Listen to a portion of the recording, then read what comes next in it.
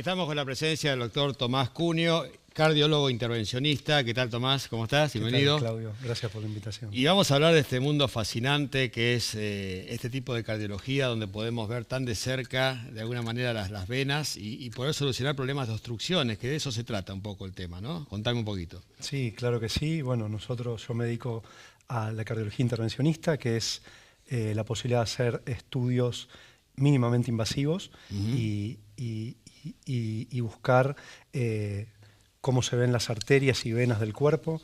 Generalmente hacemos procedimientos cardíacos para ver las arterias del corazón, pero también se pueden examinar otros territorios, como ser vasos supraórticos, arterias carotidias, arterias de las piernas, etcétera. Y hacen diagnóstico y en algunos casos tratamientos, en algunos casos es terapéutico. Y hablamos quizás, para que la gente se ponga en foco, el tema de los infartos. Son quizás los casos que suelen recibir más seguido, ¿no? Sí, o por lo menos son los más complejos, ¿verdad? Y de mayor gravedad. Sí, un infarto tiene una fisiopatología determinada, en el cual en la mayoría de los casos se produce una oclusión trombótica, una oclusión aguda de una arteria del corazón.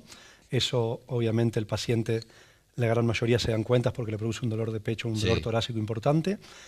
Se corrobora o se diagnostica también con un electrocardiograma y una vez que eso ocurre, bueno, hay que activar el sistema de salud, acudir a una guardia de un sanatorio, un hospital con hemodinamia de urgencia, unidad coronaria y bueno, y hacer un cateterismo lo más precoz posible.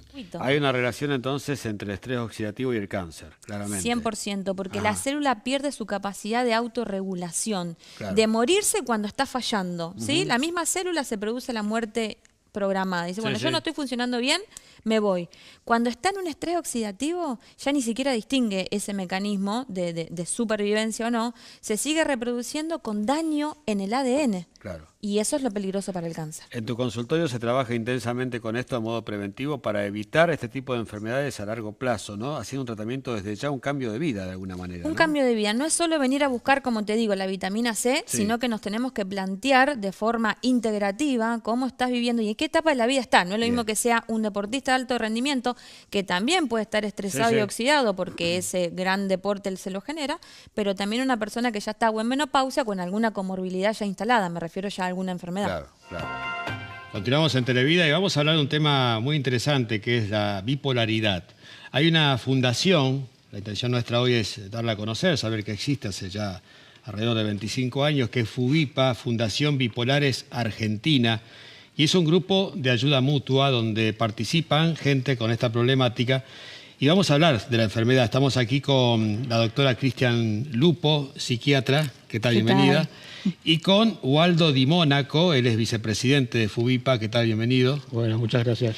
Y que a su vez es paciente, ha sufrido y está hoy recuperado, podríamos decir, de la bipolaridad. Por eso vamos a describirla, porque a veces es un término que se maneja muy a la ligera. Cualquiera nos dice, vos sos un bipolar, y no es tan así. ¿Verdad, doctora? Así es. Ante todo, bueno, muchas gracias por la invitación y por dar espacio a este tema de salud mental tan importante, ¿no? Y dentro de todo, bueno, definir lo que es el trastorno bipolar, que se encuentra dentro de lo que llamamos trastornos del estado de ánimo. ¿Por qué?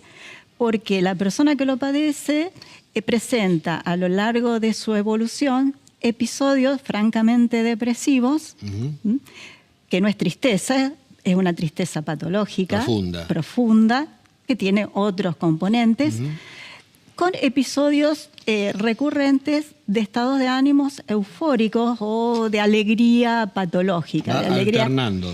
Esa es la característica del trastorno bipolar, por eso se llama bipolaridad. ¿Cómo llegaste a pedir ayuda de esto? Vos no te podías darte cuenta de lo que te estaba pasando. ¿Cómo llegaste a Cristian?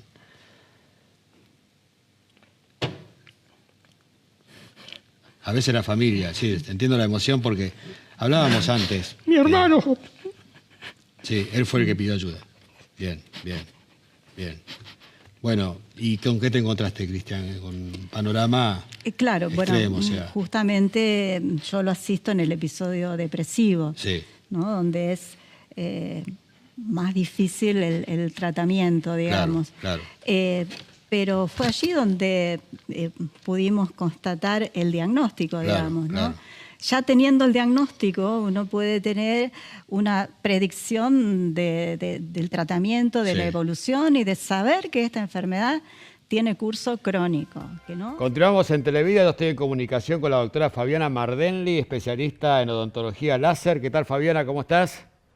¿Qué tal? ¿Cómo les va? Muy bien. Hoy desde tu consultorio, por cuestiones logísticas, no nos hemos podido reunir acá, pero no importa, estamos en comunicación.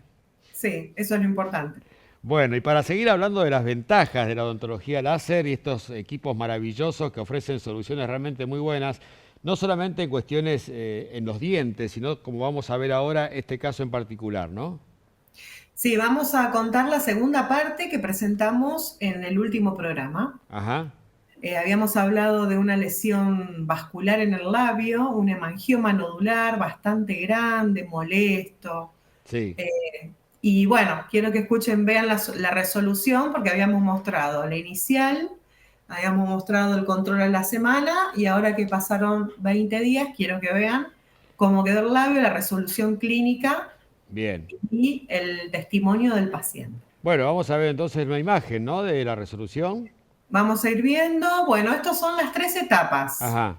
En la primera imagen, en la imagen superior, van a ver post inmediato de aplicado el láser. En la segunda imagen, o sea, la del medio, van a ver el control a la semana, y este es el último control, el más inferior. Ajá. Es el último control del labio, que fíjate que ahí no ha pasado nada. Está excelente.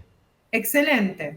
Las hernias pueden darse a cualquier nivel de la columna vertebral. Obviamente que la zona lumbar y la zona cervical de nuestro cuerpo, como son las más móviles, son las que más se afectan. Bien, acá tenemos una maqueta muy interesante para poder entender cómo es el proceso de compresión y cómo se realiza la hernia. Exacto. Cuando se genera una hernia, estamos hablando de esto. Ajá.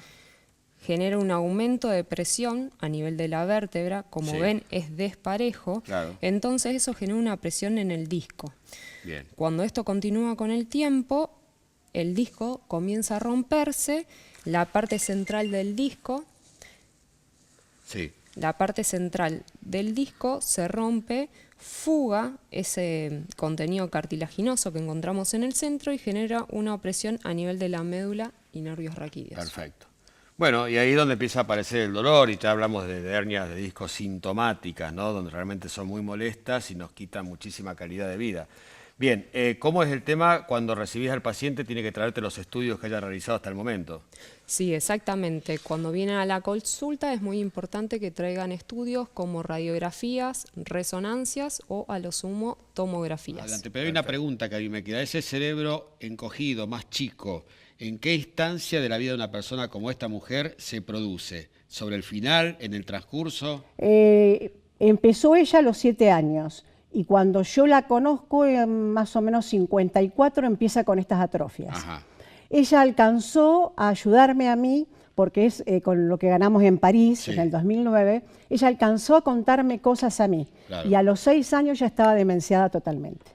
O sea que cuando ya el cerebro lo vemos en ese estado, ¿estamos a tiempo de cambiar la situación? No. No, es muy difícil. Pero da tiempo. Pero da tiempo. Claro. Y el tiempo más que nada es hacer la primera consulta, ver el mapa químico y tratar de trabajar lo antes posible, porque si vos llegas a esta estructura, ya no tenés remedio. Claro, tal cual.